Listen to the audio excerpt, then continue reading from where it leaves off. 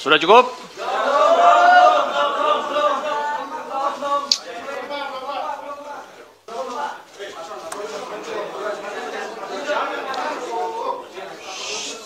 Cukup ya?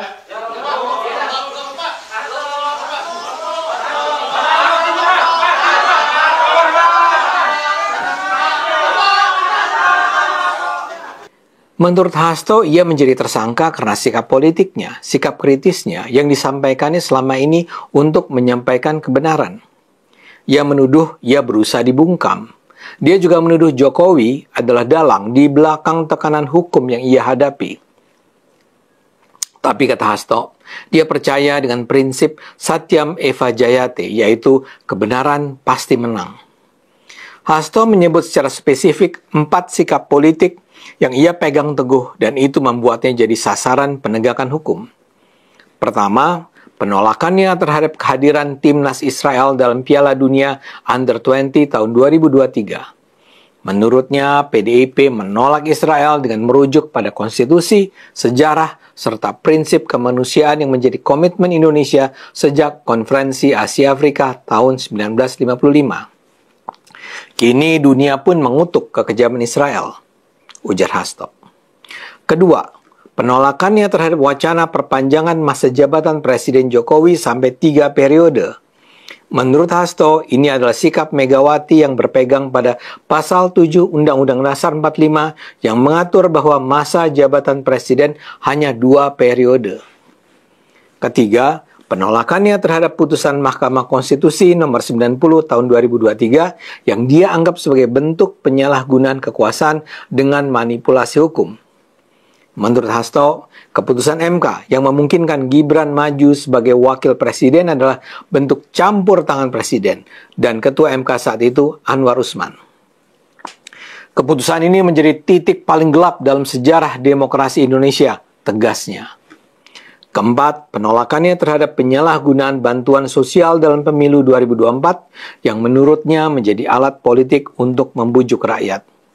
Hasto juga menyatakan dalam pemilu 2024 terjadi intimidasi masif terhadap kepala desa, aktivis, jurnalis, tokoh pro-demokrasi, anggota legislatif, pengusaha, hingga kepala daerah. Itulah 4 sikap yang menurut Hasto membuat dia mengalami kriminalisasi hukum yang dilakukan KPK dan didalangi Jokowi. Hasto bisa saja membangun fantasi semacam itu, tapi isi dramanya penuh persoalan. Yang paling jelas, bagaimana mungkin Hasto menyatakan KPK tidak punya sedikit pun bukti untuk menjadikannya sebagai tersangka? Hasto itu seperti tak dengar atau mengabaikan begitu saja paparan KPK dalam sidang pra-peradilan pekan lalu. KPK misalnya mengungkapkan hasil penyadapan mereka yang menunjukkan Hasto memang mengirim utusan untuk menyuap anggota KPU Wahyu Setiawan. KPK juga menunjukkan bukti bahwa Hasto mengirimkan dana 400 juta rupiah untuk melengkapi uang suap Wahyu yang mencapai 1 miliar rupiah. Itu diungkapkan secara terbuka oleh KPK. Jadi bagaimana mungkin para ahli hukum PDIP menganggap tak ada landasan bukti untuk menjadikan Hasto tersangka? Begitu juga dengan penjelasan Hasto tentang 4 sikap politiknya. Kenapa dia mengira penolakan PDIP atas kehadiran tim Israel dalam Piala Dunia Under-20 menjadi alasan bagi KPK dan Jokowi mentersangkakan dirinya? Jokowi tentu saja kecewa dengan penolakan PDIP pada 2023 itu. Ya, tapi jangan lebaylah menganggap gara-gara itu Jokowi mengarahkan KPK untuk menangkap Hasto. Begitu juga soal upaya memperpanjang masa jabatan presiden. Jokowi sendiri sudah berulang kali menegaskan bahwa usulan perpanjangan masa jabatan presiden bukan datang dari dirinya. Jokowi bahkan jelas-jelas bilang bahwa dia menolak kalau dia dicalonkan untuk ketiga kalinya. Kok sekarang Hasto menuduh kontroversi masa jabatan presiden itu membuat Jokowi mentersangkakan dirinya? Soal keputusan Mahkamah Konstitusi lebih aneh lagi. Suka tidak suka, MK sudah mengambil keputusan untuk mengubah persyaratan tentang calon wakil presiden. Keputusan itu kan diambil MK tanpa campur tangan Jokowi. Dan kok bisa-bisanya juga Hasto menganggap sikapnya yang anti keputusan MK tersebut menyebabkan Jokowi membidik dirinya. Soal bansos dan pemilu juga absurd. Mengapa Hasto menganggap Jokowi berada di belakang tuduhan penyuapan lewat bansos dan intimidasi pemilu? Singkat kata, Hasto jelas mengada-ada. Upaya dia untuk mangkir dari panggilan KPK dan narasi tentang Jokowi sebagai dalang sangat tidak bisa diterima oleh akal sehat. Menurut saya, dia justru semakin menggali kuburnya sendiri. Celakanya, PDIP sendiri memperburuk situasi. Ini misal tercermin dalam suara keras yang juga datang dari juru bicara PDIP, Guntur Romli. Guntur, ex-caleg PSI yang keluar karena merasa PSI berkhianat, mengingatkan Prabowo dan Gerindra untuk berhati-hati dengan Jokowi. Menurut Guntur, Jokowi punya rekam jejak pengkhianatan pada PDIP ketika punya kepentingan sendiri. Guntur memuji-muji Prabowo. Menurutnya, Prabowo sangat tulus ketika memuji Jokowi dalam acara HUT Gerindra. Namun sebaliknya, ketika Jokowi memuji Prabowo sebagai presiden terkuat di dunia dalam acara yang sama, itu menurut Guntur dilontarkan tidak dari hati yang tulus. Kata Guntur, pujian itu dilontarkan karena putra sulung Jokowi, Gibran, mendampingi Prabowo. Menurut Guntur, dulu pun Jokowi tampak setia pada Megawati. Jokowi sering mencium tangan Mega ketika bertemu.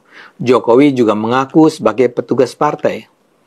Tapi ketika Jokowi punya kepentingan berbeda, dia berkhianat, kata Guntur. Seperti saya katakan, rasanya PDIP dan Hasto sebaiknya berhenti melawan. Jangan takut untuk diadili bila memang tidak bersalah. Sebagaimana Hasto katakan, kebenaran pasti menang. Dan kalau dia memang percaya pada falsafah itu, biarkanlah dia diperiksa, diselidiki, dan kalau perlu diadili. Begitu ya Mas Hasto? Ayo gunakan akal sehat, karena hanya kalau kita gunakan akal sehat, Indonesia akan selamat. Sekjen PD Perjuangan Hasto Kristianto akhirnya muncul di DPP PD Perjuangan seusai kalah dalam pra-peradilan melawan KPK.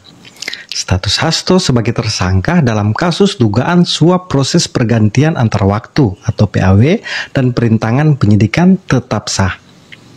Di depan para kader PD Perjuangan, Hasto mengemukakan perasaannya yang harus berurusan dengan hukum. Ia menyebut selama ini berdiam diri dan merenungkan posisinya sebagai tersangka, yang ia anggap sebagai bentuk kriminalisasi oleh penguasa. Anak buah Ketua Umum PD Perjuangan Megawati Soekarno Putri ini mengatakan status tersangkanya tidak lepas dari kepentingan politik kekuasaan, berdasarkan kajian para pakar hukum. Ia menyebut berbagai eksaminasi yang dilakukan pakar terhadap putusan perkara suap ex-caleg PD Perjuangan Harun Masiku tidak menemukan fakta hukum yang menyeret namanya, termasuk terkait perintangan penyidikan. Hasto juga mengaku selalu kooperatif dan menaati seluruh proses hukum di KPK. Menurutnya, keterangan ahli dalam pra-peradilan semakin memperkuat fakta bahwa dirinya tidak terlibat dalam perkara tersebut. Sementara itu, Ketua KPK Setio Budianto membantah ada kriminalisasi dan kepentingan politik dalam kasus Hasto. Setio menegaskan KPK tidak berpolitik dalam kasus ini. Sedangkan Wakil Ketua KPK Fitro Rok Cahyanto mengatakan penetapan tersangka Hasto didasari kecukupan bukti. Menurutnya, proses perkara ini murni berdasarkan fakta hukum dan sama sekali tidak ada unsur kriminalisasi apalagi politisasi. Diketahui sebelumnya KPK mengungkap adanya dana 400 juta rupiah untuk menyuap Wahyu Setiawan, mantan komisioner KPU yang juga ex-kader PD Perjuangan dari Hasto. Duit itu diserahkan melalui staf Hasto, Kusnadi.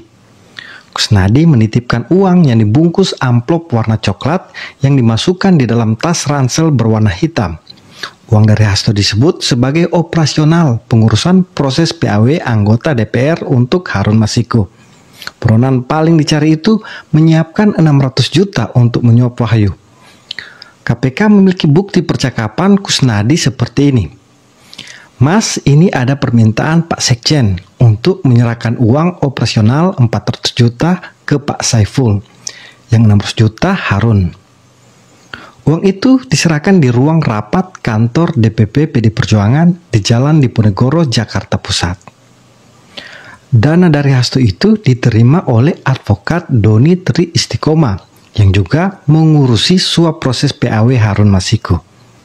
Di dalam sidang pra-peradilan Hasto, KPK juga membawa sejumlah bukti rekaman yang jelas-jelas menunjukkan keterlibatan Hasto. Sebagai masyarakat awam, dengan melihat kronologi kasus Hasto ini, tentu saya memberikan dukungan penuh kepada KPK.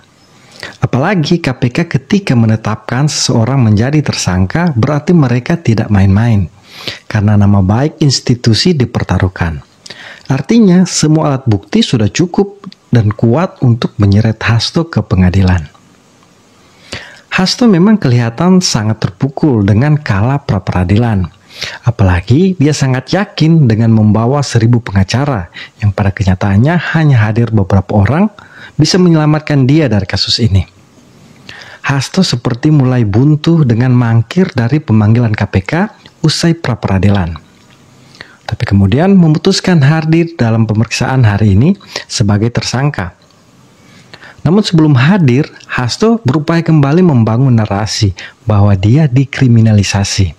Kriminalisasi adalah proses mengubah suatu tindakan atau perilaku yang sebelumnya tidak dianggap sebagai tindak pidana menjadi tindak pidana.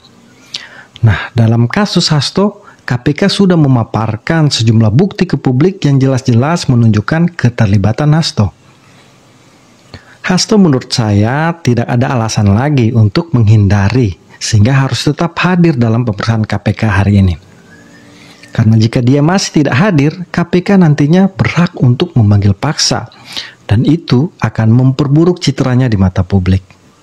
Dengan Hasto akhirnya hadir di pemeriksaan KPK, menurut asumsi saya, Megawati sudah lepas tangan. Karena sepertinya Megawati juga terkejut dengan melihat sejumlah fakta di pra-peradilan yang mengungkap keterlibatan Hasto. Padahal selama ini Hasto selalu mengaku bersih, dikriminalisasi, politisasi, dan lain-lain. Di satu sisi, upaya lobi-lobi politik untuk menyelamatkan Hasto juga kandas. Terbukti hingga saat ini, Megawati dan Prabowo juga tidak kunjung bertemu. Padahal seperti informasi yang beredar ke publik, salah satu tujuan pertemuan Megawati dan Prabowo untuk menyelamatkan Hasto. Karena Megawati tentu merasa harus membela kadernya. Apalagi seorang sekjen adalah tangan kanan ketua umum. Tapi berbagai upaya lobi-lobi politik itu kandas. Walaupun sejumlah elit PDI Perjuangan sudah memuji-muji Prabowo dan berupaya mengkonsolidasi pertemuan tersebut. Ujung-ujungnya hingga saat ini belum ada kejelasan kapan pertemuan itu terjadi. Megawati juga sepertinya setelah melakukan umroh telah mampu lebih legowo dan membiarkan Hasto diproses secara hukum. Karena sebelumnya Megawati pernah berjanji jika Hasto menjadi tersangka dan ditahan KPK, dia akan menggeruduk kantor KPK. Dengan kasus ini, di sisi lain, saya melihat Hasto bukan contoh politisi yang baik. Hasto tidak memberikan teladan kepada generasi muda untuk patuh kepada hukum. Harusnya Hasto tidak banyak koar-koar atau membangun opini dikriminalisasi atau politisasi. Hasto harus mengikuti semua proses hukum dan membuktikan diri di pengadilan jika dirinya memang tidak bersalah. Hasto juga jauh dari image murid Soekarno sebagaimana diakui. Karena seolah-olah Hasto menyamakan dirinya dengan Soekarno yang dipenjara karena melawan ketidakadilan. Perbedaannya satu, Soekarno tidak menjadi tersangka kasus korupsi. Sedangkan Hasto menjadi tersangka suap yang masuk dalam kategori korupsi menurut Undang-Undang Tipikor. Hasto juga harus mengerti, walaupun dia membaca semua buku Soekarno, bukan berarti dia adalah murid Soekarno, jika tindak tanduknya bertentangan dengan ajaran Soekarno. Saya menyarankan Hasto untuk berani menghadapi kasus ini dengan kepala tegak. Kalau tidak bersalah, ayo buktikan di pengadilan. Tapi kalau sebaliknya terbukti bersalah, Hasto harus dengan jantan menanggung semua konsekuensi hukumnya, yaitu dipenjara dan mendapat sanksi sosial dari publik sebagai koruptor. Saya juga menyarankan ke PDI Perjuangan untuk mencopot Hasto sebagai sekjen. Karena dengan kasus ini, kepercayaan publik kepada PDI Perjuangan tergerus hebat, bahkan termasuk kepercayaan kader-kader akar rumput. Apalagi dengan kasus ini, Hasto tampil semena-mena, di antaranya dengan memecat kader yang mengkritik dirinya. Seperti kader PD Perjuangan Kabupaten Pemalang, Sudarsono. Dia langsung dipecat karena mengkritik Hasto. Padahal Hasto mengaku dia dikriminalisasi karena mengkritik pemerintah, terlebih khusus Jokowi. Artinya Hasto sendiri anti kritik dan otoriter. PD Perjuangan harus berani mengambil sikap tegas kepada Hasto jika ingin mengembalikan kepercayaan publik. Karena jika nanti Hasto terbukti bersalah, PD Perjuangan akan dicap sebagai partai pembela koruptor. Apalagi RUU perampasan aset selama 10 tahun PD Perjuangan menjadi partai penguasa dan memegang koalisi besar di DPR, RUU tersebut tidak pernah disahkan. Megawati dan semua elit PD Perjuangan harusnya sadar, di era keterbukaan informasi saat ini, publik dengan mudah bisa menilai tindak tanduk semua elit partai. Seperti isi pidato Megawati yang bisa langsung dicerna dan dinilai oleh publik. PD Perjuangan harus berubah jika tidak ingin slogan sebagai partai wong cilik itu berubah menjadi partai pelindung koruptor. Akhirnya saya mengajak kepada semua teman-teman yang menonton video ini untuk selalu berani melawan semua narasi sesat dengan kontra narasi. Salam kontra narasi.